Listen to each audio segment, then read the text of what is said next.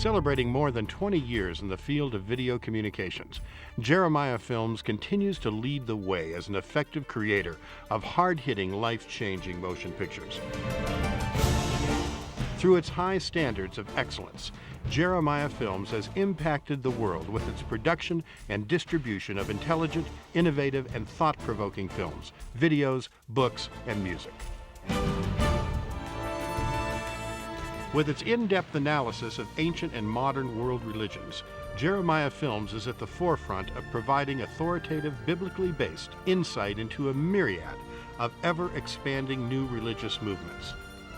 In addition to its meticulous research, Jeremiah Films has been the first to exclusively capture a number of secret religious rites and rituals on camera. These groundbreaking documentaries, filmed all over the world, feature leading experts whose skilled examinations provide a clear understanding into the often confusing and conflicting faiths which abound. We at Jeremiah Films invite you to join with us as we continue to educate and equip those who desire to know the truth concerning the many challenges facing our world. For a complete list of products, including new releases, visit our website at www.jeremiahfilms.com or write us at P.O. Box 1710, Hemet, California, 92546. To place an order, you can email us or call toll-free 1-800-828-2290.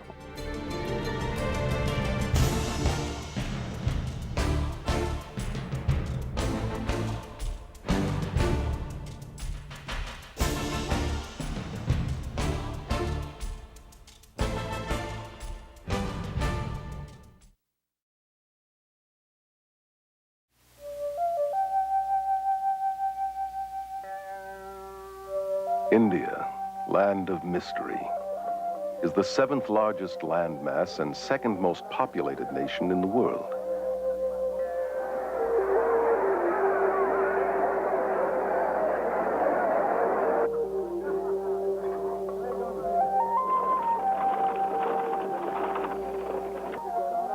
It is rich in resources and manpower, yet its people are among the poorest and most suffering on earth.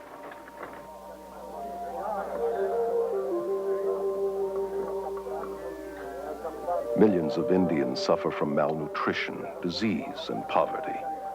The people are apathetic because their religion has taught them to be detached observers, disregarding the agonizing lifestyle which imprisons them.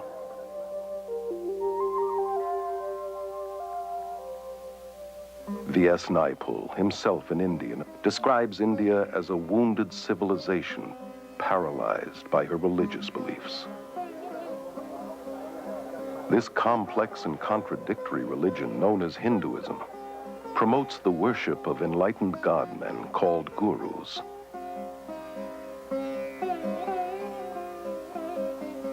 And countless idols.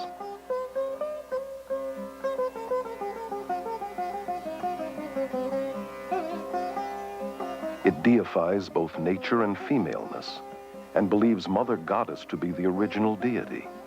She is worshipped in many forms, as Mother India, venerated in the shape of her map, as Mother Earth, reverenced in the cow, whose urine is even seen as sacred, in Goddess Kali, the goddess of death and destruction, who demands to be pacified with blood sacrifices, and in Holy Mother Ganges, the largest river in India.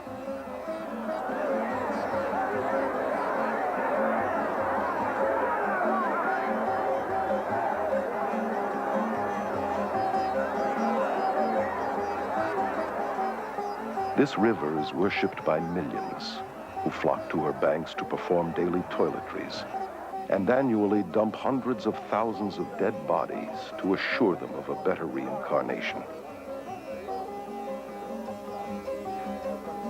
Its pollution does not dampen the spiritual fervor of the people who believe its waters to be essential for all religious ceremonies and imbued with magical and healing powers. Incredibly, the West is today looking to Hinduism's superstitions for hope. The religion that has all but destroyed India has now infiltrated every area of Western society. Protesting that it is not religious but scientific, it is transforming our minds, science, medicine, mass media, politics, and the church. Hinduism is most seductive when it wears the mask of Christian terminology and has shockingly managed to disguise itself as the latest Christian thought. Hundreds of thousands of Western pilgrims have journeyed to India seeking enlightenment and have disappeared by the hundreds.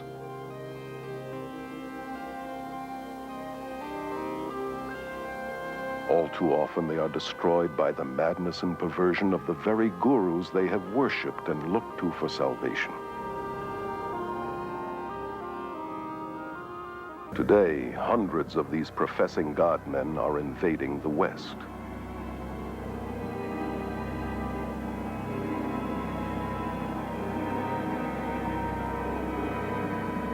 Is there any need for alarm? Or should we continue to welcome these gods of the New Age?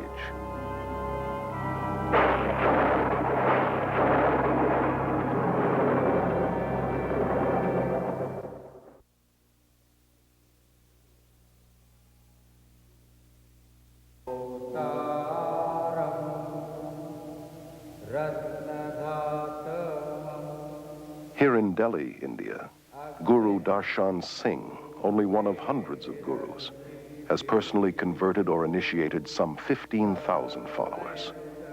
He explains that it is the job of the guru to groom his disciples into the shortest path to salvation. Salvation is the same, but we have various paths leading to it. Some of the paths are long paths, other paths are the short paths. Why is a master then necessary? Master is necessary, to groom you into the shortest path. Descended from a long line of Hindu spiritual masters, Rabindranath Maharaj is a former guru and accomplished yogi who was worshipped by thousands. The Hindu needed to be near his guru. The Hindu needed to consult his guru. He eventually saw his guru as the only means to salvation. It is absolutely extraordinary also to look at disciples of some of these gurus that I saw in India, for example. These adoring, huge, open eyes that just will accept anything from him and that just love him beyond anything. I loved Maharishi. I worshipped him. Therefore, everything he said or did or thought was perfectly right in my eyes. I just met Bhagwan and there it was. It's nobody else than him. Bhagwan is my master and I love him. I'm in love with him. That's the only thing I can say.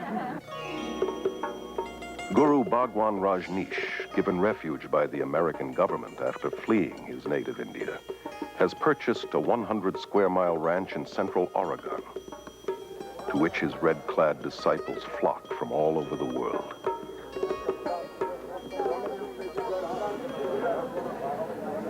Whose astonishing title literally means highest spiritual teacher, Lord of the universe, Honorable Sir, and King. Carol Matriciana is a journalist and author of the book Gods of the New Age. Born and raised in India, she moved to London in 1973, where she became one of England's leading authorities on new religious movements. Prior to Rajneesh's death and the closure of his commune in Oregon, I had the unique experience of spending some time there. Rajneesh would come out twice a day in one of his 96 Rolls Royces and literally be worshipped by his thousands of Western devotees.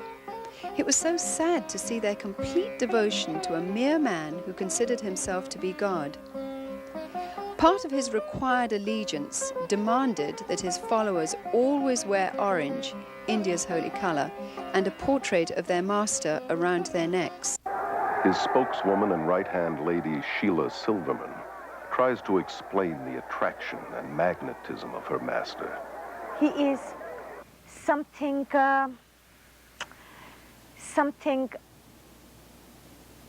that is so... I have no words.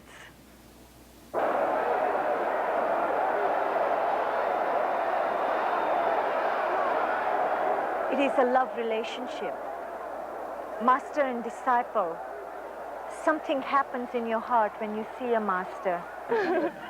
Bhagwan's my master.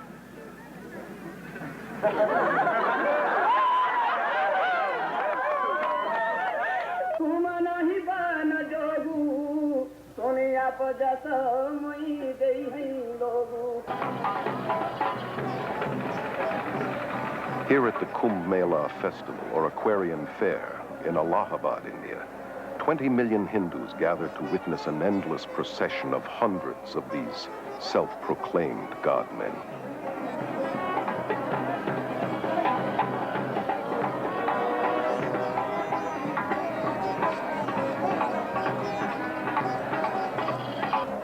Even the dirt beneath these gurus' feet is an aid to the disciple in his quest for salvation.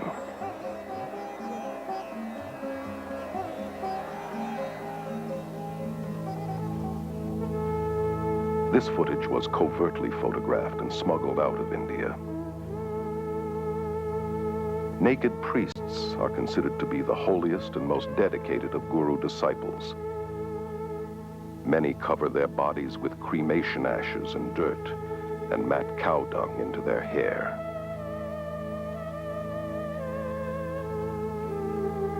Some are armed and are dependent upon extremely potent drug concoctions.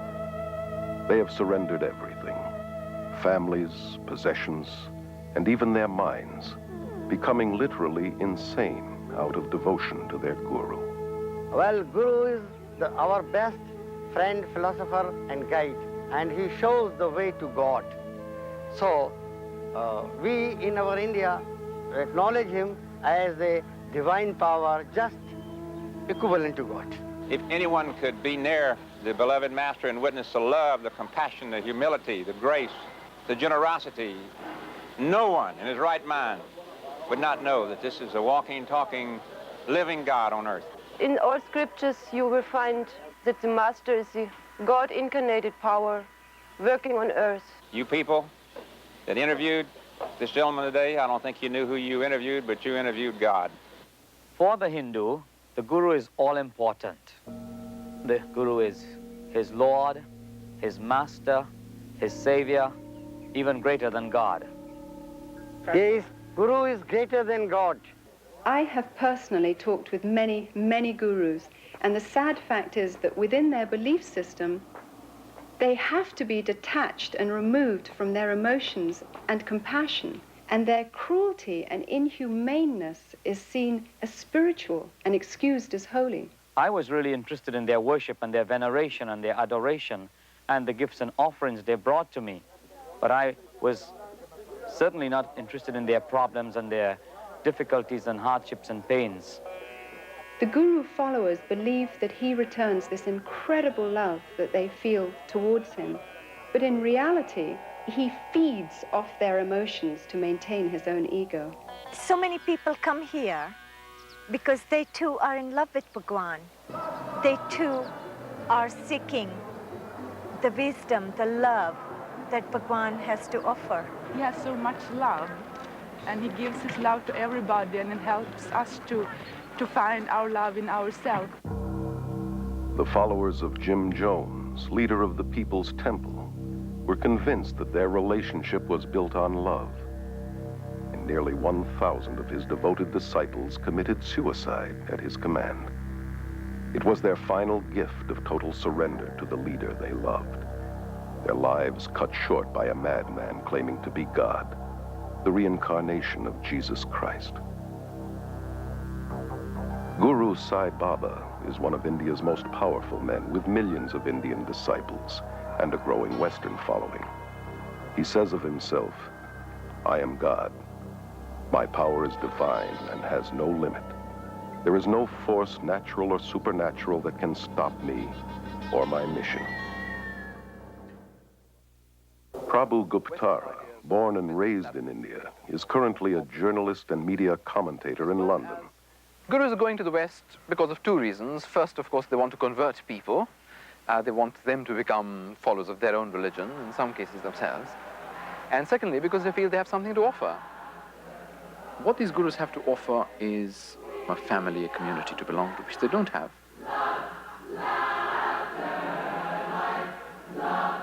Thousands of seekers, most of them from broken or unstable families, and already emotionally wounded, are becoming victims of the gurus. Dr. Os Guinness, an Oxford scholar and noted world lecturer, is author of the bestseller, Dust of Death. One of the deepest longings in the modern world is for a sense of meaning and belonging, sense in their lives and sort of stability in their worlds. And people, having not found that in the West, are hungry for it. And reacting against the West, they're backing into the arms of the East without looking at it straight. Ed Senesi is a former member of the International Society of Krishna Consciousness, known as the Hare Krishna movement. For 3 years, he was editor-in-chief of their magazine, Back to Godhead. The attitude toward the family in the Hare Krishna movement is very unfortunate. The family is seen more or less as a necessary evil. Eckhart Floater, a successful German journalist, became a devoted disciple of Rajneesh in 1979 and spent several months with him in India. Rajneesh clearly says that the family, that marriage, that all these traditional family bonds are rotten. The only relationship that counts is between his disciples and him. Kathy, devoted disciple of Maharishi Mahesh Yogi for 15 years, was a teacher and governor of Transcendental Meditation, known as TM. I thought Tim was strengthening my family, but it was really weakening it because I was turning all my attention in on myself. If you have an allegiance to your wife or your children, to the extent that you have that dedication to those people, you are less dedicated to the organization. I either had to become a member so I could go with him, or he was going to divorce me because he was not supposed to have any outside attachments. He said it wasn't that he didn't love me anymore, and in fact he still loved me very much. It's just that I was only human and Bhagwan was superhuman, and therefore he was more deserving of my husband's love than I was. How many of these people loved their neighbor, their family, in this totally giving way? Alexandra Schmidt is one of France's leading experts on new religious movements. How many have been so blind to all the negative aspects of a person they loved as to that of the guru? Ellen is a spokeswoman for the Brahma Kumaris Raja Yoga organization, which is completely administered by women who control 800 centers in 40 countries. Our organization has the practice amongst all the participants of celibacy, whether in individuals or married couples. I found myself being attracted to my wife, but I couldn't, because as soon as I felt attracted to her emotionally, physically, then it was difficult for me to maintain my celibacy. So the way I resolved that was to turn her into an object of dislike or hate. We have living proof of thousands of couples who are living in this way and are finding much greater harmony and pure love as opposed to limited physical love. Over 90% of the marriages in the Krishna movement end in divorce. Rather than using our energy in raising a family and being involved in many physical relationships, we're focusing that energy on spirituality. You see, what's so diabolical about all this is that it masquerades as spirituality. In some schools of thought, to be spiritual, celibacy is encouraged, and yet in others, sexual perversion is practiced, not only among the gurus themselves, but by their disciples, including young children. Contradictions are also seen in the attitude towards women, who, on the spiritual level, are the focus of worship. Their femaleness is seen as the creative power of God. For instance, to be initiated by a female yogini is considered much holier than initiation by a male. And yet, on a day-to-day level, women are considered lower than men and treated as less than human. In the religious communities in India, which are known as ashrams, there is absolutely no place for children. And here in the West, the gurus generally don't want the burden and responsibility of children because it distracts the parents from devotion to him and his cause. They have a school system whereby they force the children at age 5 to live in the ashram. A lot of the kids did think it was like a prison. They didn't get to go anywhere but the ranch. And while we were at school, it's really just a place for the kids to go to get out of the grown-ups' way. And they separate them from the mother and father, which is very unfortunate and very destructive. Well, the kids would want to see their mom and dad, you know, just to be with them as a family. The kids wouldn't even know where their parents were, and they'd have to go look for them. And when they did, parents were usually too busy to talk to them. And so the kids were mainly by themselves and unsupervised. The most heartbreaking result of the Guru invasion to the West is the damage and harm it brings to the children, those who have no other choice than to live in the ashram because their parents have chosen to follow the Guru. Separated from parents and cut off from outside relatives, they become community property. They lose their individuality and identity and are alienated from society. Pastor Friedrich Hack has written over 30 books on various cults and is Germany's leading expert on new religious movements. Children brought up in a cult are only educated to follow the commands of their leaders. They never experienced freedom. They never experienced a responsible life where they could have their own choice, where they could follow their will. I've had these children taken them to parks, and they've seen normal people, and they'd recoil in fear from them because they don't look like devotees. The men don't have shaven heads or robes. I didn't want to leave the ranch. I'd rather stay there because I was scared of the people outside of it.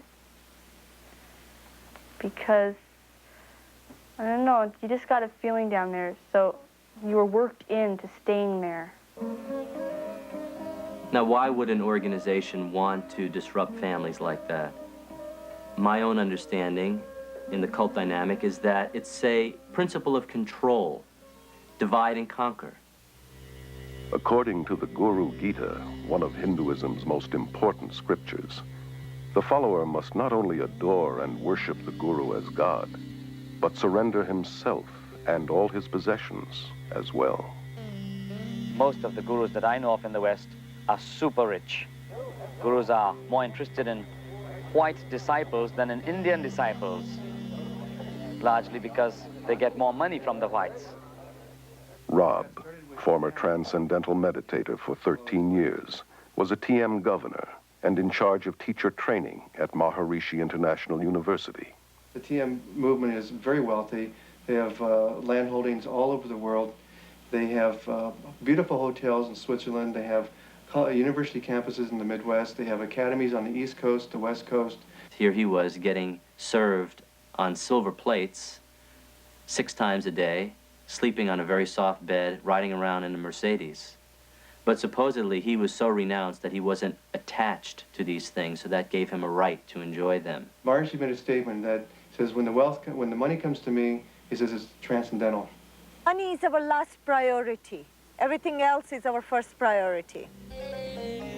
Hundreds of gurus have grown incredibly rich in the West through tax-exempt donations and the manufacture and distribution of every kind of memorabilia honoring these self-proclaimed God-men. They have acquired vast land holdings, armed bodyguards, and outrageous luxuries, from posh hotels to their own fleets of planes, helicopters, and, as in Rajneesh's case, Rolls-Royces. Why not Rolls-Royces? Why have anything less? This country is a capitalist country, and anything that produces or helps capitalism, why not? Anybody who says, why have Rolls-Royce? I say, you're a communist. The Guru's hypocrisy is diabolical, criticizing the materialism and commercialism in the West and convincing their followers that non-materialism will get them up the spiritual ladder. These gods of the New Age are laughing all the way to the bank. I know of groups involved in drug trafficking, smuggling, prostitution, and the buying and selling of weapons, all done to earn money for the Guru. I know of a variety of female disciples who were prostitutes in Bombay and making money with it. I have evidence that the Rajneesh organization is making a lot of their income through illegal trafficking of drugs into this country. If you have your head in a right place, you can create money. It is an art. They were encouraged to smuggle dope from India to Europe, and from this money they could pay their workshops. If they have to tell you they're with the Christian Children's Fund, or they're with the Salvation Army, or they're using the money to find men missing in action in Vietnam, whatever they have to do to get the money, they'll do that because they believe what their guru told them, that the end justifies the means. Hinduism teaches you to die to the voice of conscience inside that says, it's wrong. It teaches that there is no sin. This can be seen in the way that gurus and their disciples justify murder, violence, robbery, bribery, and crooked business transactions, all done in the name of heavenly deception. People were encouraged not only to spy on each other when they were not properly surrendering to the master. People were encouraged to lie to each other. The mail is censored. We know of bribery with local politicians. People undergo, as I did, a change in their value system and become confused about what is right and what is wrong. Another danger that you can see in a lot of the Eastern thinking is the sort of syncretism and the failure to make distinctions so that you transcend not just right and wrong, but this and that. And I think it's very important to say there are distinctions, not just between right and wrong, between all sorts of things, to think critically, to think clearly. The whole philosophy of Hinduism is very relative. There are no absolute moral standards upon which to act. Your feeling of right or wrong would change according to your level of consciousness. You can become so completely under the power of this particular person that you refuse to think, or if you like, you're unable to think. You can lose the power to take decisions of any sort, no matter how trifling, in any area of your life. Sally Belfridge, former resident of Rajneesh's religious community in India, wrote of her disillusionment in her book, Flowers of Emptiness. I felt more and more kind of drawn into this emptiness of his. It's impossible to describe. It's more than charisma. Charisma doesn't do it justice at all. It's more than an aura. I really believed that he knew something I didn't, that he was on a plane that I was not. They ask you for total and also brainless obedience and worship because they are God and they are more than human, and you have to follow these gods. You are not asked to deal with your brain and to ask questions. I discover with amazement and dismay the readiness of people to submit. So many people in the world feel that they've got to fling themselves headlong and believe and give up their autonomy. People love to give up this heavy freedom that we have to carry with all the decisions and the effort it implies. Freedom in the East is freedom from individuality. So it's a detached freedom that has no high place of man. And a lot of the Eastern way of thinking is like a sort of mist that falls in, or it's been described as an embrace that smothers any differences. I found that I lost my identity somehow. He had no identity. He was a sort of conduit to the infinite. And I was somehow at the receiving end of something very strange and extraordinary.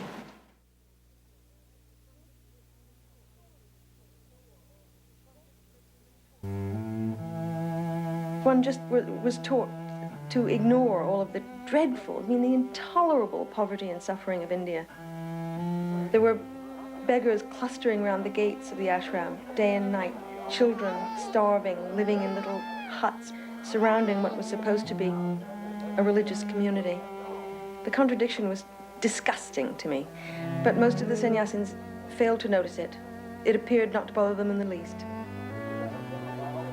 It is part of the world of illusion, and the goal is to withdraw and detach yourself from it. So there's no high view of, say, social action or compassion or an outraged concern to see justice in this world. On the contrary, if you do things like that, very often you're just tinkering with a person's karma. They believe that when a person suffers, that is what he's due as a result of the law of karma, because you've done something very sinful in this lifetime or in a past lifetime. So there's very little compassion.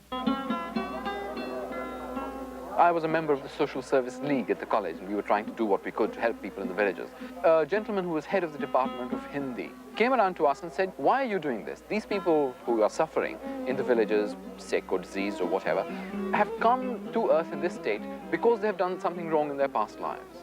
Now, no matter what you do to them, if you cut short their suffering in this life, what will happen is they will simply come back in their next life in the same state or a worse state. So you're really wasting your time. We feel that the cause of suffering is within, and so to allow people to experience peace themselves, we teach courses in meditation. They seek to escape suffering by numbing their emotions and compassion through meditation.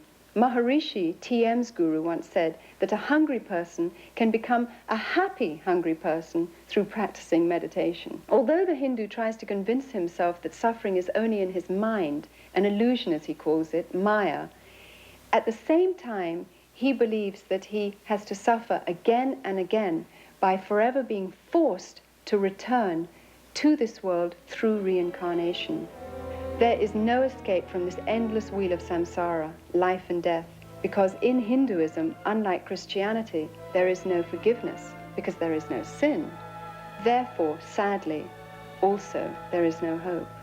All the gurus that I know of in the Western world teach reincarnation, a doctrine very central to Hinduism. Reincarnation is all about dying and coming back to this world in one form or the other. Hare Krishna people believe in transmigration of the soul, as they prefer to call it, traveling from body to body to body. These physical bodies don't last forever, even though the soul does. So in the same way that a driver needs to change cars, in the same way we need to change from one body to another. Gandhi called reincarnation a burden too great to bear. Yet it is being eagerly embraced in the West in diluted form, as part of a patent blend of Hinduism and Zen Buddhism, camouflaged with psychological terminology.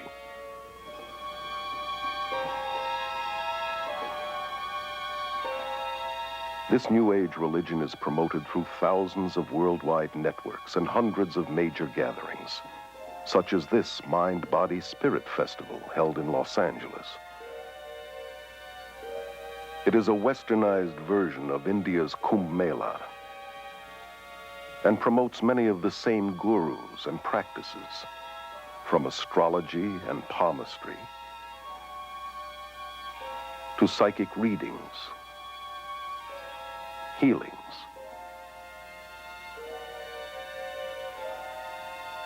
and meditations. The festival, now international, was started in London in 1977 by Graham Wilson. He explains the New Age interpretation of reincarnation as an upward evolution to a higher species of mankind. We don't just reincarnate as an individual soul into a new body each time, but there's a collective consciousness of souls, which is why I think we have access to a lot more information than we realize. Either one has to believe in reincarnation or resurrection. They both could not be true at the same time. There are those who believe that Jesus was a reincarnation of Krishna or Buddha or some other great master of the past, but the Bible would absolutely refute that. Until the early 60s, only an elite few in the West believed in reincarnation.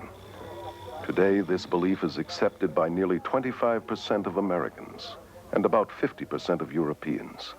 Likewise, yoga was once practiced mainly by an occultist clique in America and Europe.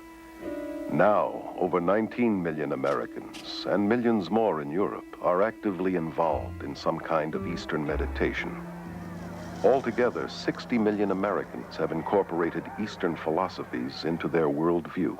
The Bible teaches that Jesus came once and for all.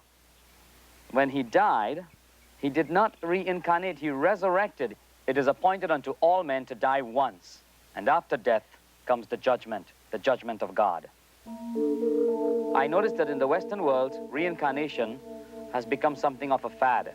However, in India and in Asia as a whole, reincarnation is certainly not a fad. It is a form of punishment. Within Hinduism, reincarnation is considered to be a terrible concept. The aim of the Hindus' religion is to somehow try and escape from this endless imprisonment of life and death. And the means by which they believe one can get out of this hopeless trap is through the practice of yoga. Yoga goes all the way back to the Hindu god Shiva, who is called Yogeshwara, meaning Lord of Yoga. You find yoga being taught in several of the major Hindu scriptures. Krishna, one of the many Hindu gods, was an advocate of yoga. Yoga is also mentioned in the Gita as the main means to attaining salvation. The word means basically to yoke, union. The goal of the Hindu is to be yoked with Brahman. Brahman is the Hindu concept of God, the all or the absolute. Yoga, in its many westernized forms, is also at the heart of the New Age movement that has adopted Hinduism's basic beliefs and goals. In spite of the seeming variety and hundreds of competitive schools of yoga, all forms come out of India and lead into the occult, though most Westerners are not aware of this. Yoga techniques include breathing exercises, or prana, positions called asanas, dissolving the mind, known as laya, psychic powers called siddhis, repetitious chanting, named mantra, and deliberately cultivating black magic, known as tantra. In my extensive travels in India, I have encountered a number of Westerners who have got into Hinduism and begun following Hindu gurus as a result of a very simple initiation into a yoga class.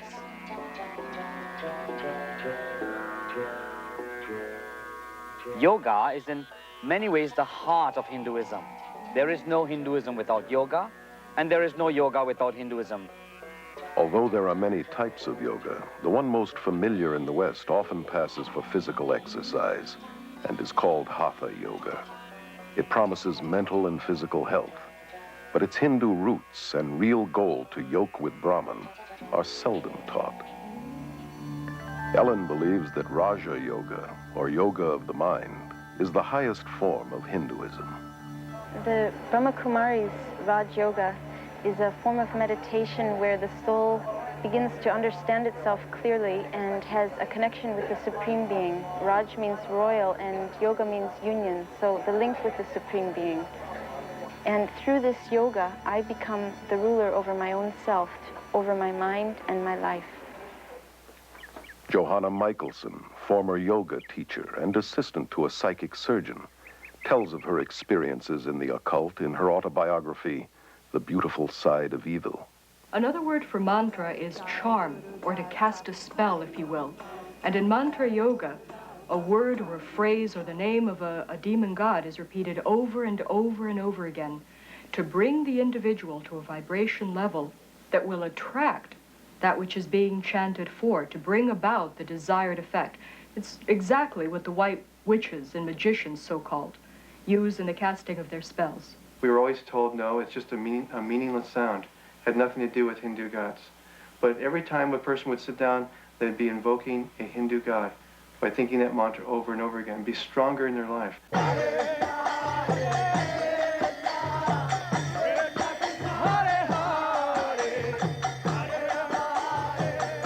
The chant goes, Hare Krishna, Krishna Krishna, Hare Hare, Hare Rama, Rama Rama, Hare Hare. 108 mantras is one round, and they chant that 16 times a day. That takes 2 hours to do every day. That's the minimum requirement the guru exacts from that. It's sometimes referred to as a hypnotizing or brainwash technique, because whenever you're having a problem or running into some confrontation, you retreat to the security of the chanting instead of thinking a problem through. George Harrison of the Beatles made mantra yoga acceptable to the world through his song My Sweet Lord, where he incorporated the chant to a Hindu god, Hare Krishna, simultaneously with the biblical shout of praise, Hallelujah.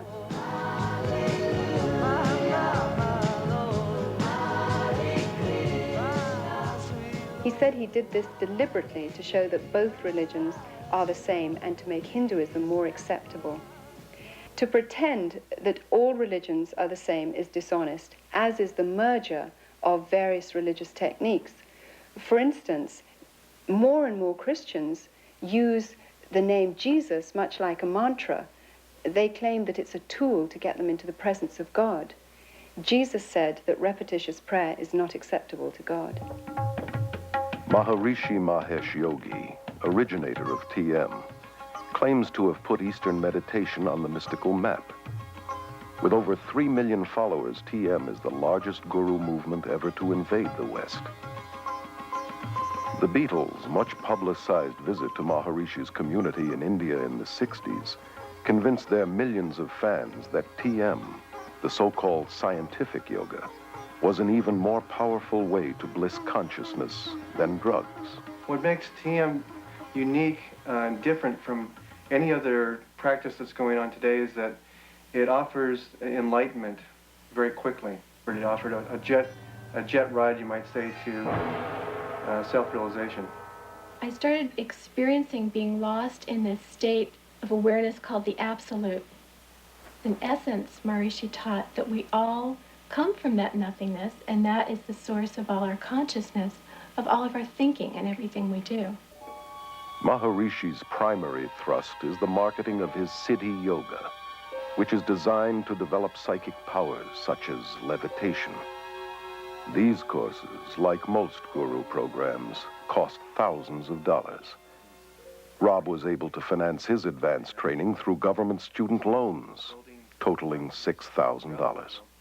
During these sessions, it's a very strange environment. People speak in tongues, they yell and they scream, they talk in foreign languages. It's like a madhouse, and it's real crazy. Everyone bouncing around on foam pads, flying up in the air. Rajneesh is one of India's most controversial gurus, largely because of his endorsement of shocking sexual practices as a prerequisite for salvation. His brand of yoga, called dynamic meditation, is a New Age combination of Hinduism and psychotherapies. This exercise, involving rigorous breathing and hyperventilation, is designed to arouse the serpent force called Kundalini, which the gurus believe lies coiled at the base of the spine.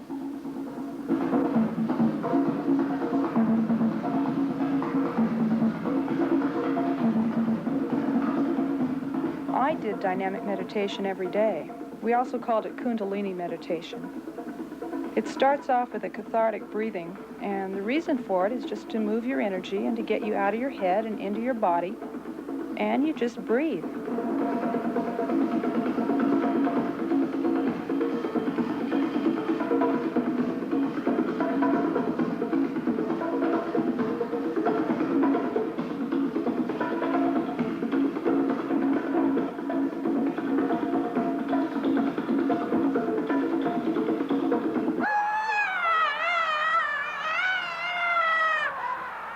The next phase, the screaming phase of dynamic meditation, feels like when you finally had an opportunity to throw a tantrum when you were a little kid.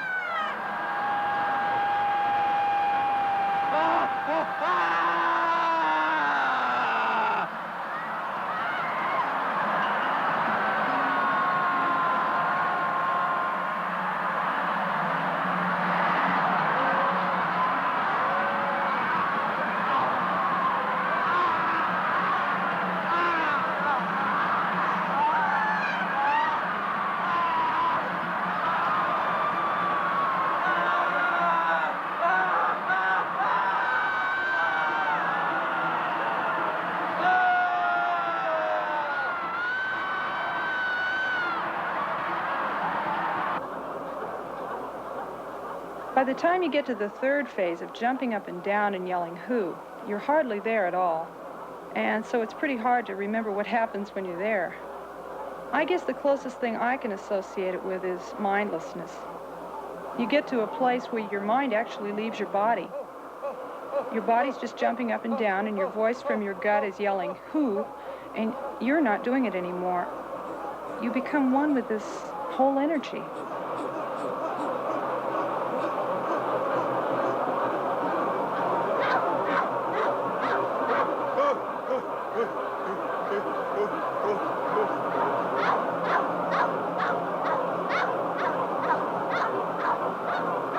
The next phase in dynamic is the quiet space. Someone yells, "Stop," and you've just been doing 30 minutes of intense catharsis. And what happens after being in such incredibly intense movement for so long is just a feeling of peacefulness and stillness. My mind actually stops, and I feel a oneness with the whole universe. There have been glowing reports published giving credit to the gurus and their pseudo-psychological techniques, but neglecting to mention the thousands of cases of emotional and mental breakdowns, insanity, suicide, beatings, murder, rapes going on in guru centers, various guru centers worldwide. It is alarming to realize these dangerous techniques for enlightenment are being incorporated in psychotherapies, self-help seminars, and are even being accepted in mainstream Protestant and Catholic churches and seminaries. One of the fastest growing yogas in the West today is Tantra. Seductively offered as an exotic means for enhancing one's sexual experiences. Like all yoga, it is designed to provoke possession by Hindu spirits in order to break the chain of reincarnation. In Tantra, advanced disciples indulge in the most degenerate behavior, from human sacrifices to sexual perversion and sorcery. Tantra Yoga is the extreme expression of Hinduism. If you will, it's the black and so-called white magic in which the Shakti, the Kundalini force, is aroused, the psychic powers that accompany it are in full bloom, and the individual, depending on his personal preference, can channel this force either into the black magic, which includes rites of meditating upon severed heads, human heads in India, and eating bits of flesh and the unconsumed parts of the cremation rites and other practices, horrifying practices. Or they can take it into what they call the white magic part of it, in which they are using this power, this force, for healing, for the benefit of mankind, if you will. Yet Anton LaVey, the Pope of the First Church of Satan, has said it very explicitly. He said that to believe there's any such thing as white magic is mythology. There is no such thing as white magic. All of it has its source in occult psychic power, and it has nothing whatever to do with God. Toby is a yoga teacher at the Scandinavian Yoga and Meditation School in Aarhus, Denmark, which promotes Tantra Yoga. Tantra means to free the mind through expanding the awareness. That means to be able to meet more and more of the reality in everyday life. Although yoga is sold to the West through various gimmicks and techniques, its basic occultism remains the same. The hope of immortality is at its heart, and the dream of realizing one's own inherent divinity is its ultimate purpose. Becoming a Christ, they call it. Despite the claims that yoga is only physical and non-religious, it is the very essence of Hinduism's spirituality.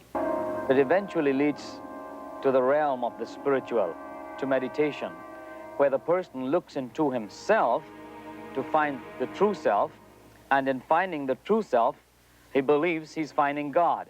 You know, the frightening thing to me now, as I look back, is I started having the experience that I was God. And as God, I could completely structure my life and my universe exactly the way I wanted it. Dave Hunt, noted author and lecturer, is one of America's leading experts on the New Age. His books include the bestseller, Peace, Prosperity, and the Coming Holocaust. He explains that Hinduism is based upon the same ideas that the Bible says the serpent introduced to Eve in the Garden of Eden. The yogis teach the same lies that the serpent in Genesis 3 deceived Eve with, that death is merely the doorway to reincarnation, and that humans can become gods. This is either an unbelievable coincidence or an unmistakable identification of the mastermind behind Eastern mysticism.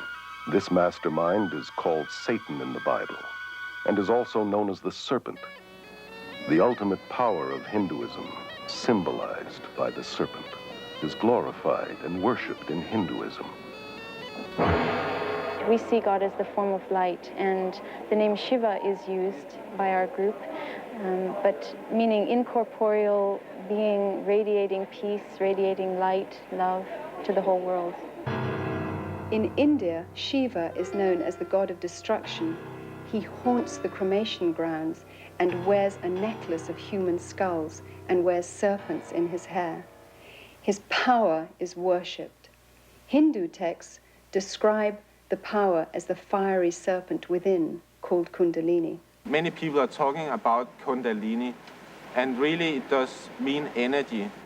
That means whatever you call it, it is about energy.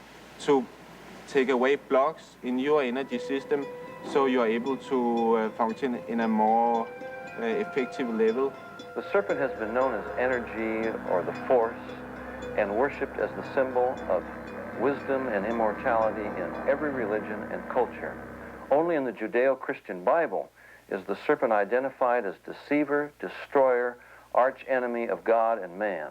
The old dread and fear of the serpent is being subtly removed from our culture. Even children in schools are being taught to accept the snake through yoga positions like the cobra. Michelle, could you show us how we do the cobra? That's it. Arch your back. That's good. Look forward. Good. You hold it for a second. The breathing exercises are designed to teach you to absorb the prana, the energy life force in the cosmos, to channel it into the chakras, the psychic channels, thus awakening the Shakti force, the Kundalini force, and bringing about those psychic powers, which are such an integral and prevalent part in yoga. So very slowly, let's breathe in through our nose. Very slowly. Breathe in. Breathe out. There are many dangers in the breathing techniques. Even the writers and the proponents of these exercises are quick to warn that not only do these things trigger emotional and mental diseases, which have been known to place people even in insane asylums for the rest of their lives, but they also recognize that these exercises can open your soul and your mind and your entire being to a takeover by demonic forces. The followers of the gurus themselves have been forced to form an emergency spiritual network of 4,500 MDs and psychiatrists to treat those who are freaking out on Eastern mysticism. Many people don't realize this, but it's terribly dangerous to go into a meditative state in which the mind is simply left blank, and that ultimately is the purpose of the meditations in yoga. It's like opening the door to a room. Whatever comes through, you have no control over.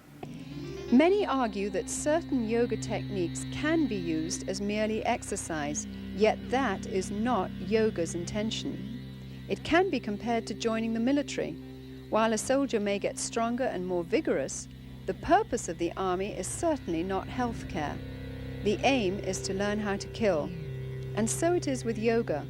All yogic exercise was designed to kill the will, mind, and emotions, hence releasing the soul from the endless cycle of reincarnation. I thought I was being strengthened, but what I was really doing is flipping into an altered state of consciousness, a form of self-hypnosis, which is very weakening to the mind and to the body. But this weakness made me afraid to give it up. The biggest danger I found in practicing transcendental meditation was the dependency on the technique itself. It's kind of like drugs. A drug addict doesn't want to give up his drugs, and because the experience is so pleasing, and he feels his life will crumble around him if he doesn't have it. I thought I'd have the experience of like leaving Shangri-La and all of a sudden turning old and weak and disintegrating. I was afraid that I would lose my clarity and my energy. But little did I know, when I did give it up, I gained all these things that I never had when I meditated.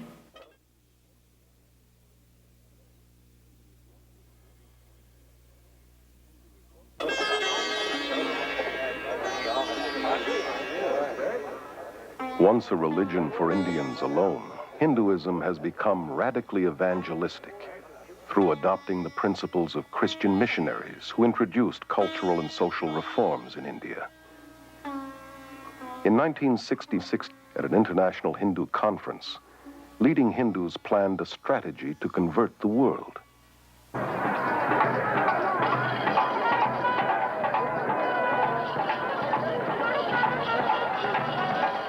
The gurus were chosen as the first crusaders. And their tens of millions of converts are now the first Western Hindus.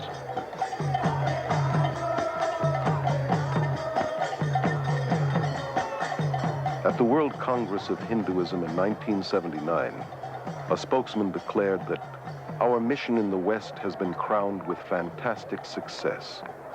Hinduism is becoming the dominant world religion, and the end of Christianity has come near.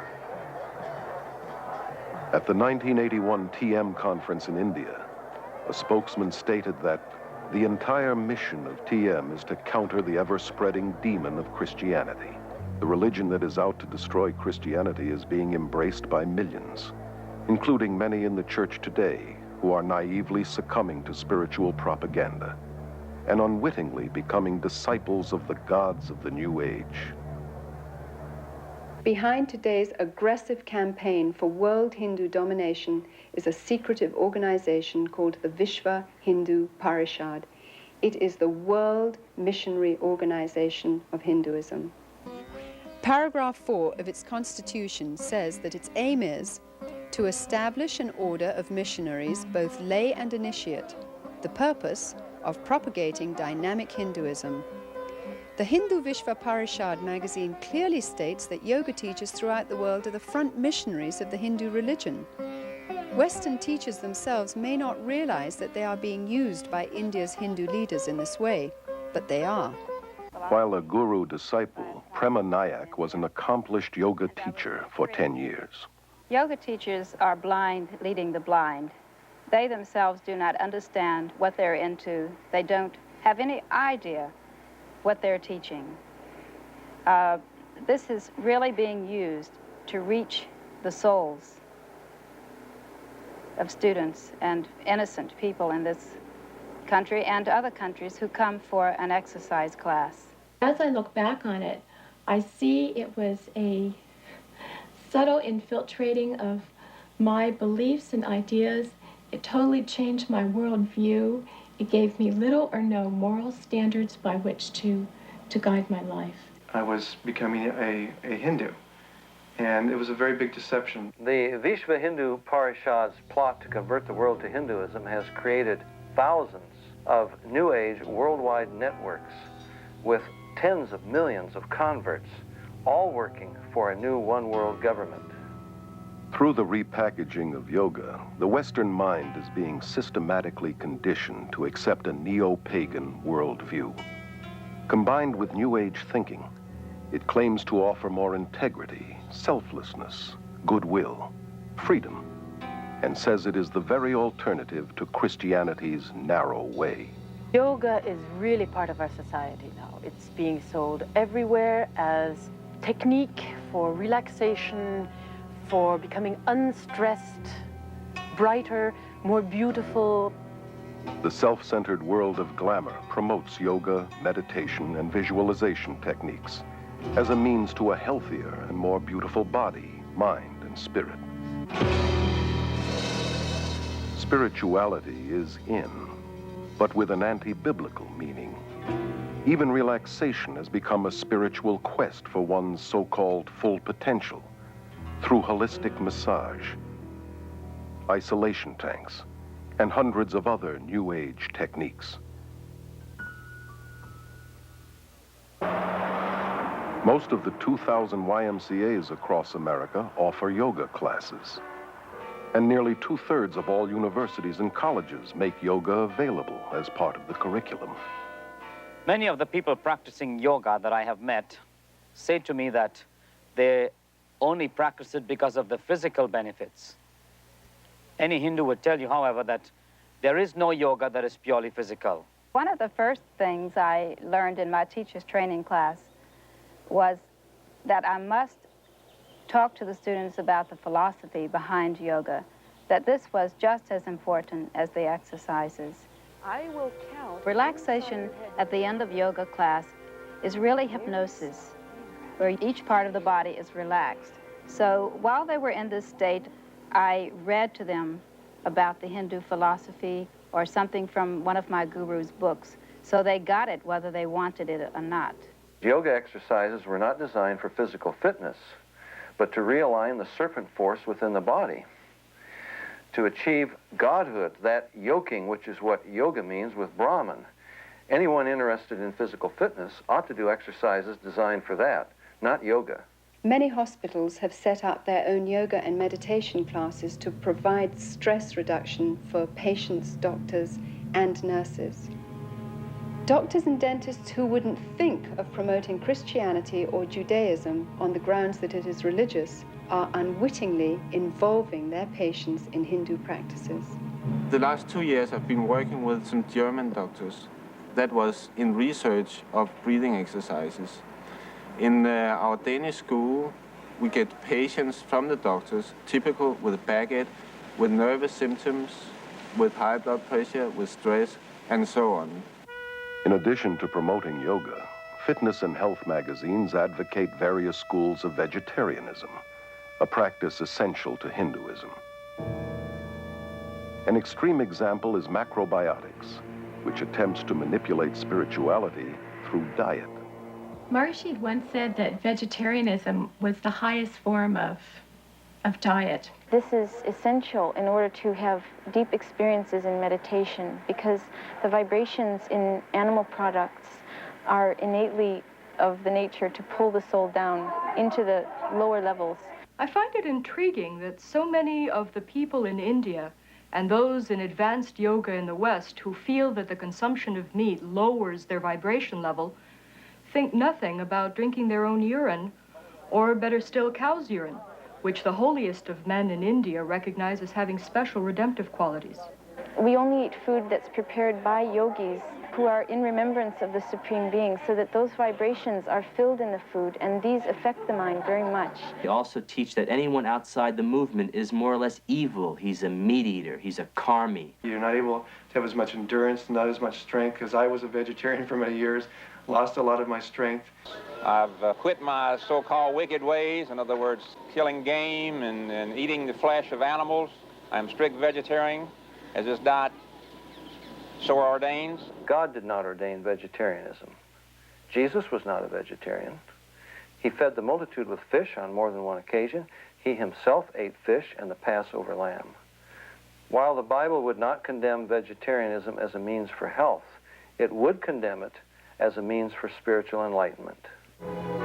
Health food stores are among the main fronts for guru organizations and recruiting, and are major distributors of New Age literature. Thousands of MDs, PhDs, chiropractors, and dentists are enthusiastic proponents of New Age holistic medicine. These New Age practitioners operate from the premise that treatment of the body must begin with treatment of the mind and spirit. These therapies involve countless techniques, most of which incorporate altering one's consciousness or hypnosis. Always part of the occult, hypnosis has become the main bridge between Hinduism and modern science. Hypnosis creates the same states of consciousness that you experience under drugs and in yoga. Accepted in medicine and psychiatry, hypnosis is the heart of self-improvement and positive mental attitude courses. And hundreds of misinformed Christian psychologists use hypnosis in their daily counseling. Even in the church today, faith in God is being replaced by faith in our faith, in our positive thinking, in the idea that somehow if I can make myself believe that something will happen, then it really will. This is a counterfeit of the true faith. Many believe that hypnosis is okay if used by qualified counselors. Somehow used by the right people makes it scientific and not occultic. So Christians naively use it, as do many of the new consciousness movements like EST, Scientology, mind dynamics, silver mind control, and alpha brainwave training. In pursuit of Freudian myths, psychiatrists use hypnosis to regress patients back into their childhood and into the womb, where they relive the traumas of their birth, despite the scientific fact that the prenatal, natal and early postnatal brain is not sufficiently developed to carry memories. I did indeed experience my original birth thought, but I felt it wasn't enough. I went back and I experienced my thought during my conception, and then I went back from there to a previous lifetime to experience why I had structured my conception the way I did. I mean, it's never ending. You can just keep going. Moreover, they take them right back into prior lives where they come out with factual recountings of lives they've lived all over this earth. Obviously, the memory is not coming from the brain. It's coming from a deceptive source. The field of medicine is embracing numerous New Age beliefs that cannot be explained scientifically, such as acupuncture, which claims to manipulate the Kundalini force with needles, and biofeedback, which uses a monitoring device to train a person to control ordinarily involuntary functions, such as blood pressure. The Menninger Clinic's documentary on biofeedback calls it the yoga of the West. Elmer and Alice Green, pioneer biofeedback researchers, admit that it creates the same state of consciousness and results as yoga. This electronic yoga has now been introduced by psychologists into the world of sports, including the Olympics. Businessmen are coming to yoga today because they want to be relaxed in the middle of their day. They want to train their ability to concentrate. Self-help therapies are a motivational tool used by hundreds of competitive businesses across America. Weekend success and positive mental attitude seminars and mail-order subliminal persuasion cassettes promise to improve personal and business performance through a blend of humanistic psychology and Eastern mysticism. One such course, called New Age Thinking for Developing Your Full Potential, has changed thousands of lives for such prestigious clients as the IRS, CIA, U.S. Army, Navy, and Air Force, NASA, General Motors, IBM, Xerox, Rockwell International, Bell Telephone System, Bank of America, and scores of police and fire departments. The human potential movement, with its emphasis upon self, self-esteem, self-love, self-acceptance, a positive self-image, is simply a westernized version of the yogi's self-realization, the guru's concept of the divine within, that we're all God. Rolling Thunder, the Shoshone Indian medicine man, has said, scientists will eventually discover what pagans have always known. That's exactly what's happening through the invasion of Eastern mysticism into the West. Many leading scientists have enthusiastically embraced Eastern mysticism in recent years. Hinduism, which claims to be the oldest religion, is being deceptively packaged as the new science. And a lot of the East is very seductively packaged. It's put over very carefully so that they don't stress the religious side, they'll put the scientific. They don't stress the spiritual side, they'll put the physical fitness or whatever. The yoga we teach has nothing to do with religion. It is scientific methods in the way that you do something and then you get results. Maharishi found out that in the United States that people would not buy the religion package. So offered the scientific package, started getting scientists involved, started to do experiments on meditators such as the breath rate, the brainwave patterns, etc. And when they found out that the metabolic rates lowered during meditation, they found they could present it scientifically and people would buy it better that way. Even as teachers, we were taught the puja ceremony. We were bowing down to Hindu gods, and yet we didn't really feel we were teaching a religion. I think that's extremely deceptive and dishonest, because the deeper you get into it, for instance, as people are initiated and so on, what they're taught is the pujas and the basic words and the rituals that are Hindu worship. Children practice it. It is used for teaching languages. It is used for the businessmen, for all levels of society. It's taught in the schools. In schools across the Western world, from kindergarten through university, Hindu occultism is being openly taught in spite of the otherwise enforced separation between church and state. Guru Thakur Singh was invited to speak at a high school in Southern California. Kurt, a student there, became so overwhelmed that he actually moved to India, where he is now a devoted follower of Thakur. It's only half an hour talk and 20 minutes meditation. And the experience I had while there was like nothing I'd ever experienced before. And just the air, the energy in the chapel where he was speaking was just electrified with feelings of love and just a peace, a hushed quiet that was just bewildering to me. It seems outrageous that in public schools across America, where Christian prayer has been outlawed, yoga, Eastern meditation, and visualization techniques, which are simply forms of Hindu prayer, are not only allowed, they're being actively promoted. Here in some of the schools in the West, in the PE classes, after having started with the physical aspects of yoga, the teacher eventually has the kids chanting words like Om, Rama, or Krishna, names of the gods.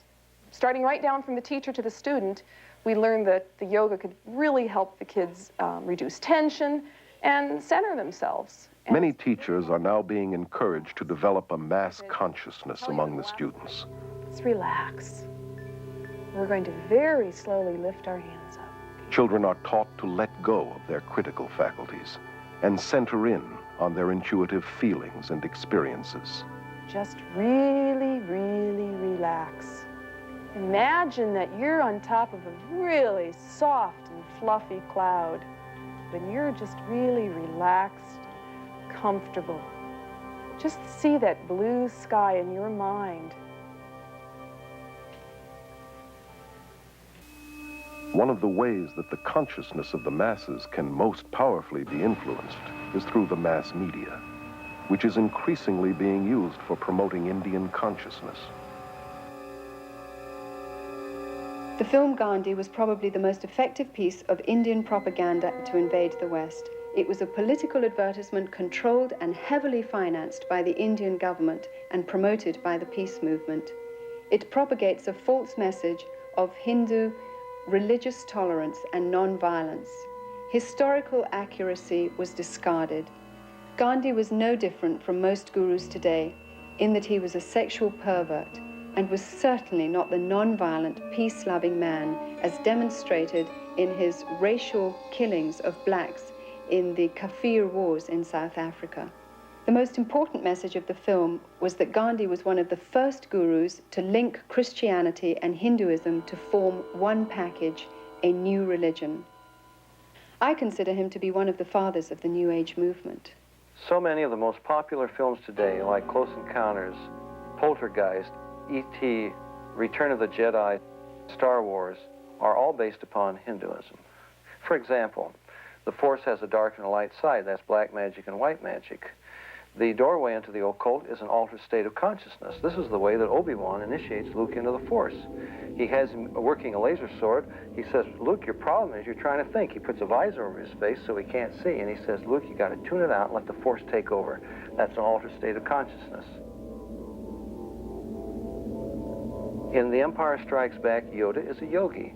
He's got Luke standing on his head going through various contortions to develop the mind power to raise his spaceship out of the swamp. And when Luke can't do it, Yoda does. And Luke looks on and says, I don't believe it.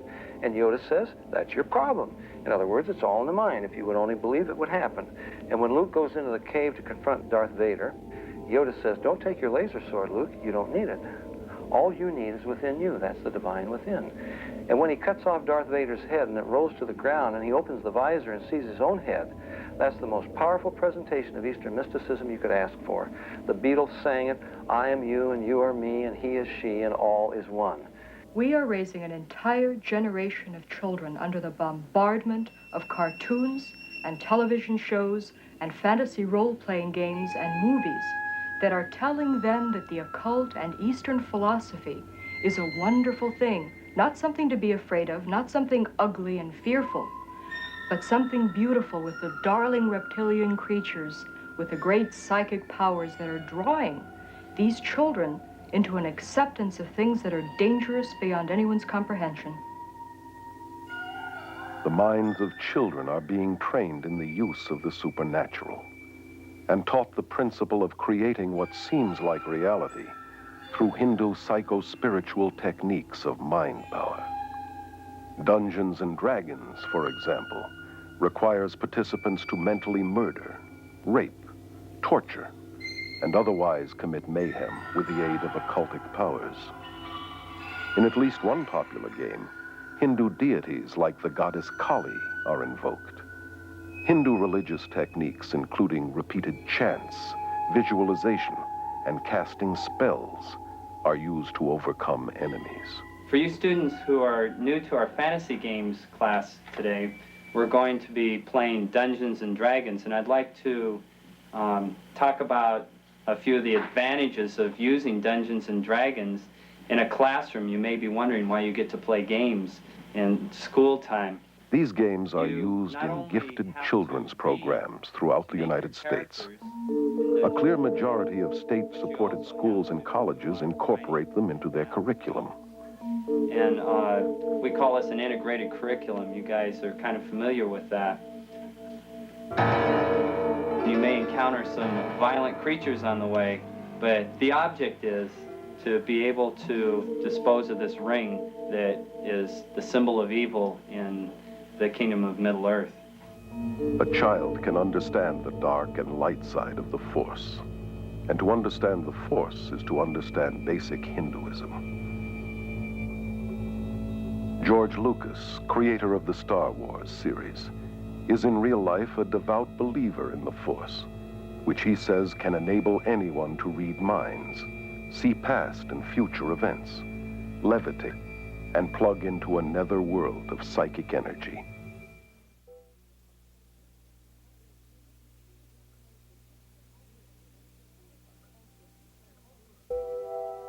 The Eastern gurus, the occultists, cultists of every description, have taken the terms of the Bible and felt every liberty to redefine them according to their basic presuppositions.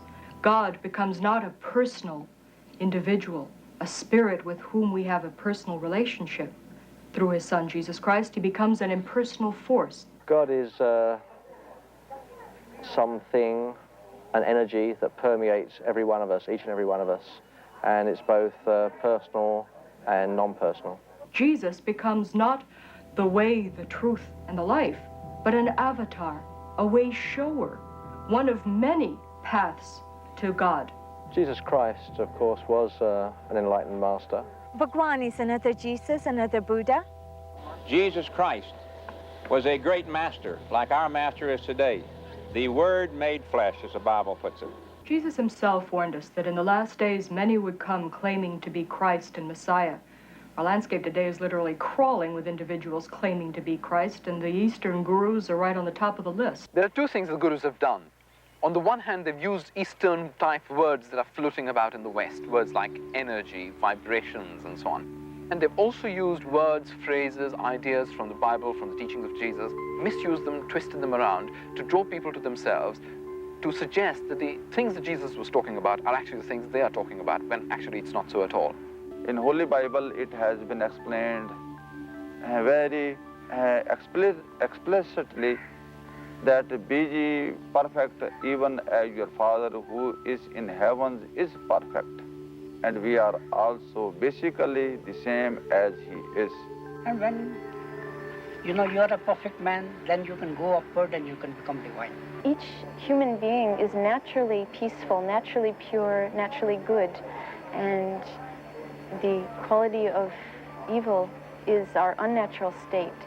So in meditation, we're practicing that, focusing on the original, pure, divine self, which is our true state. If humans are inherently good, then why do they lie, cheat, steal, make war?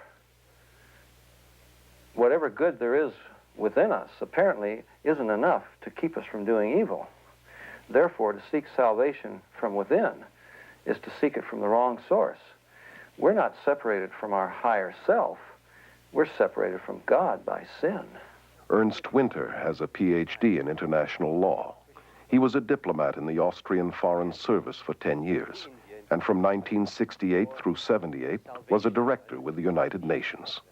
My greatest concern really is the growing interest and dedication and application of Eastern mystical thought and practices within traditional Christian groups and churches.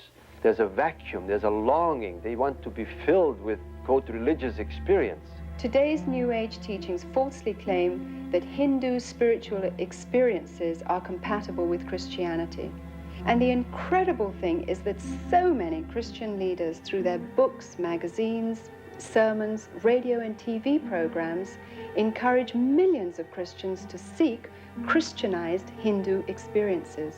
Many people who are in the Christian church have come to us and have had deeper experiences of spirituality and of God as a result of this meditation. As a society, we've become geared to basing our beliefs on our experiences.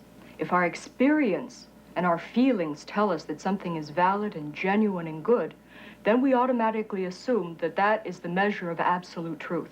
No distinction is made whether this is a spiritual experience coming from God the Father or from the rule of this world. The appreciation of Satan or the devil or demons has diminished enormously because rationality says there cannot be a Satan, cannot be demons. These are psychological phenomena, maybe even have to be treated by a psychiatrist. Opening, therefore, to spiritual experiences one's soul opens many people to the occult. The Jesus who came to me in times of deep meditation gave me visions and experiences that were beautiful beyond description. I was convinced that because I was witnessing miracles of healing, because these things are so filled with love, they must be good and from God. And yet one day it occurred to me that I had no objective, absolute truth against which to test my experiences, that my feelings, my emotions, perhaps were open and subject to some form of subtle manipulation which I didn't understand. At that point, I decided to look into the Old and New Testament. I knew that I'd fallen then for the Jesus of the counterfeits. Trying to develop spirituality based on feelings, ecstasy or experiences is like building a house on sand. Our relationship with God should be built on a solid foundation of biblical knowledge. Now, I believe that we are challenged to test the Spirit, that we should read Scripture, that we should study the Bible, and that we should not value experiences higher than the Word of God. Biblical meditation is thinking deeply on the person and work of God and Christ, concentrating on and knowing His Word. Most Catholic monasteries and most Protestant Bible schools have introduced one system of meditation or another, and they are based upon the practices of yoga. Many of the church people, and particularly the leaders of the churches and denominations, look with great hope to Eastern mysticism that it would bring new life into a dead body. I recently graduated from a major American theological seminary, and I've seen an alarming influence of Eastern mysticism in terms of using meditation techniques, biofeedback, self-hypnosis, autosuggestion as a tool in order to gain mental and physical health. The danger to the students is that these professors are using Christian terminology in order to describe Eastern techniques. One of the professors who is teaching Christian meditation told us to empty our minds because we should kind of image God in this meditation. The belief that we can create reality with our minds comes directly from the Hindu concept that everything is an illusion, or Maya.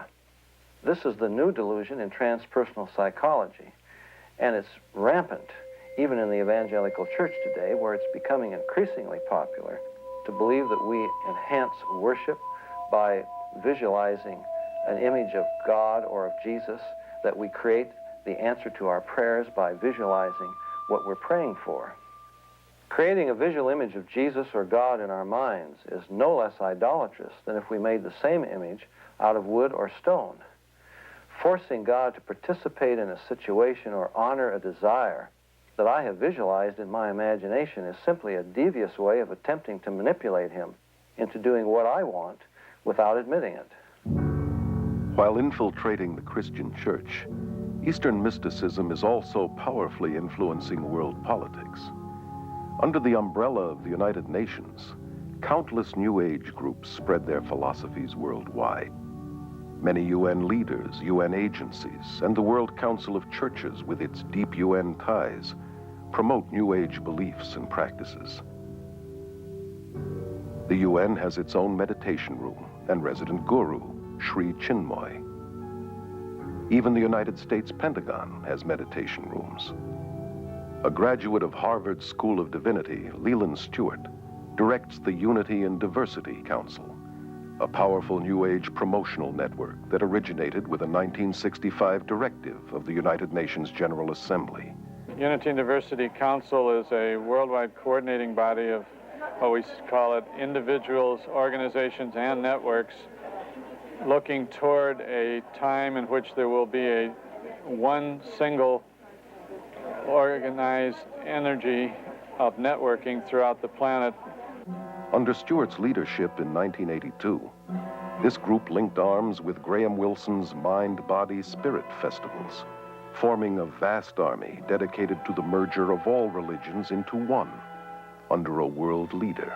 I am very interested in the harmony of all religions, not just to give birth to another religion, but rather to produce, let's call it a universal religious outlook through which there can be a new connecting of all cultures and all religions, all races.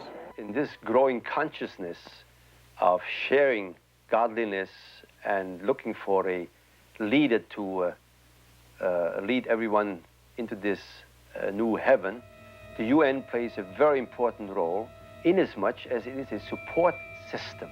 Any group that meets to discuss these matters would be very eager and very careful to have UN sponsorship.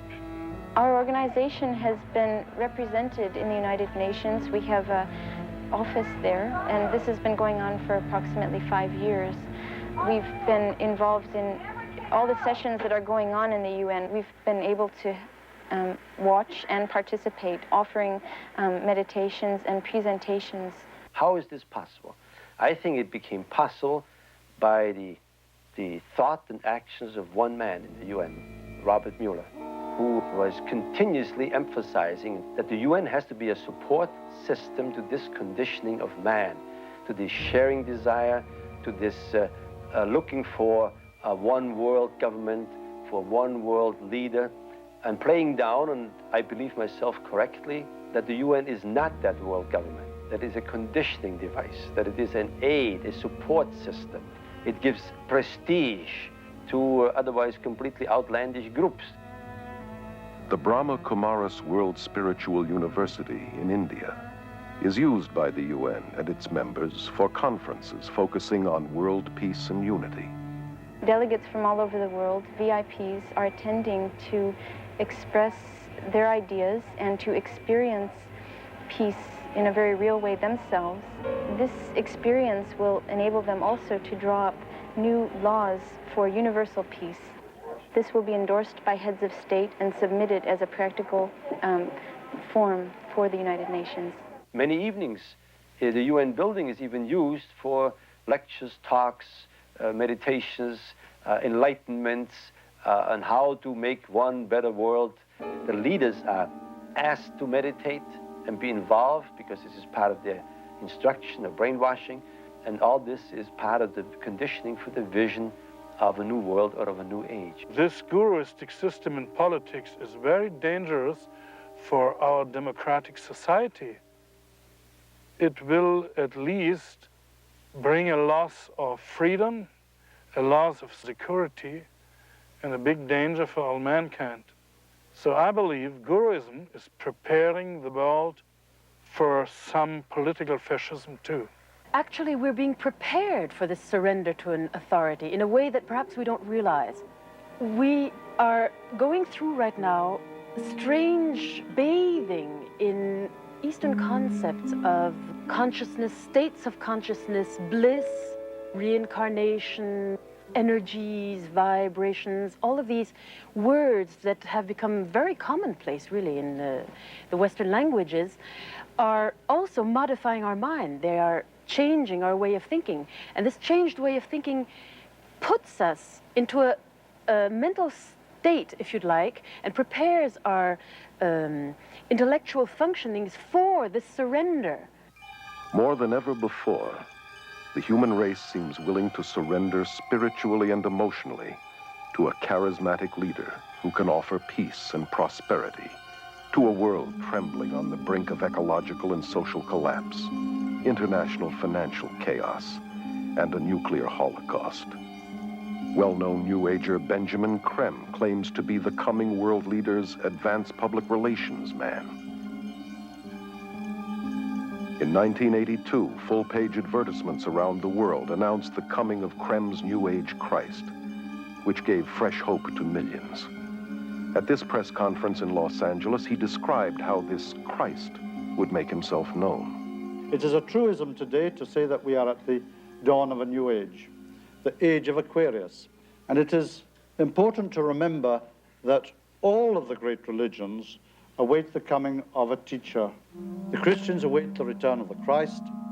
The Muslims await the Imam Mahdi.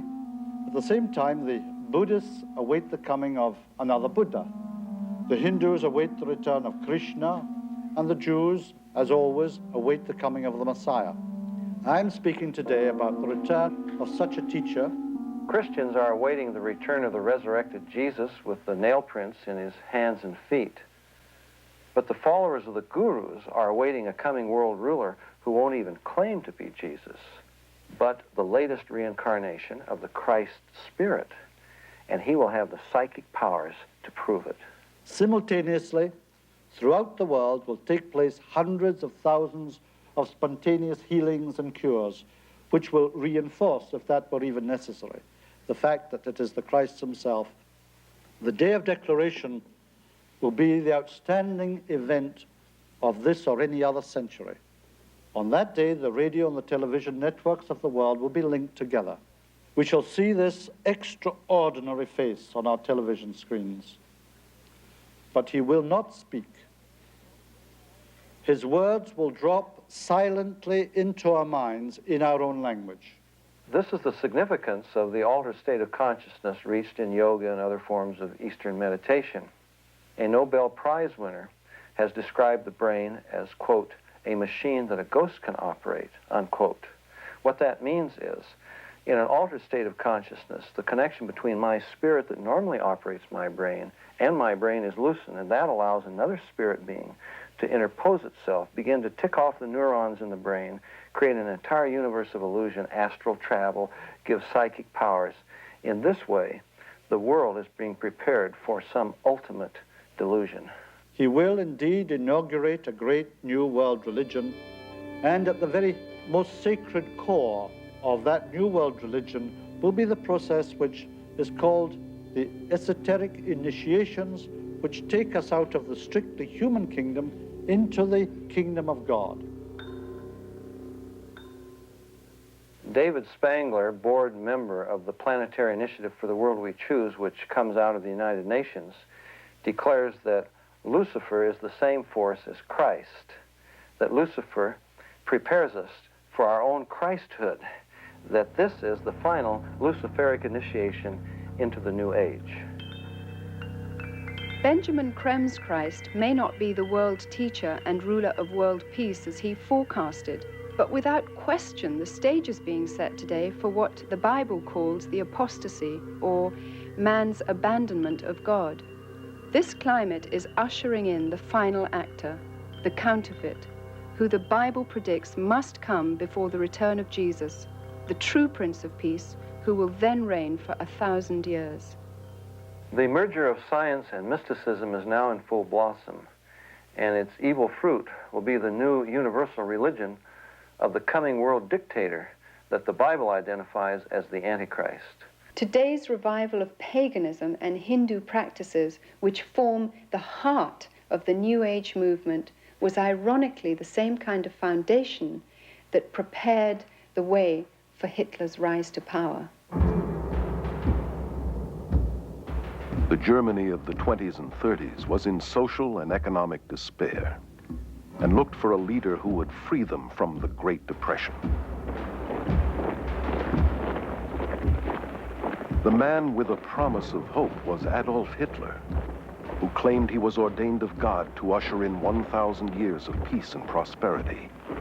His hypnotic powers manipulated an entire nation to surrender its collective mind to him. Obsessed with the occult, Hitler drew many of his bizarre ideas from Hinduism. He took the symbol of the swastika as his own, a Hindu symbol of power seen in many of today's temples in India.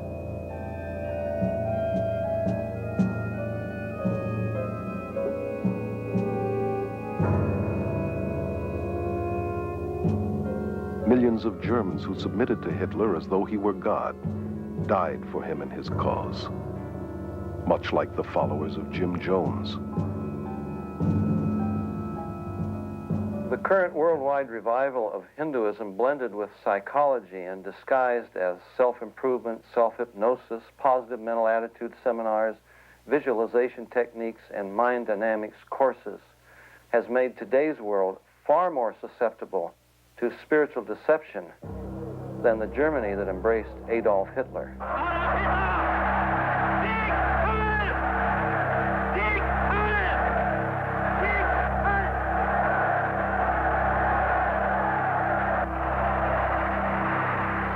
Today, a desperate world is looking for another spiritual leader. Has the human race learned nothing from its own mistakes?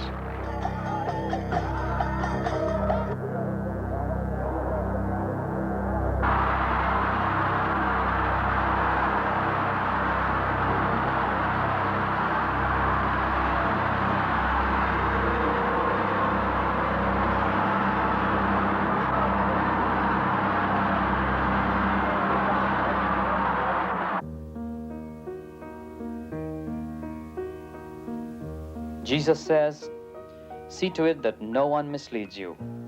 For many will come in my name, saying, I am the Christ. Behold, here is the Christ, or there he is. Do not believe them. For false Christs and false prophets will arise and will show great signs and wonders, so as to mislead, if possible, even the elect. Let no one deceive you. The apostasy comes first, then the man of lawlessness is revealed, the son of destruction, who takes his seat in the temple of God, proclaiming himself to be God." Jesus said, "I am the way and the truth and the life. No one comes to the Father except through me."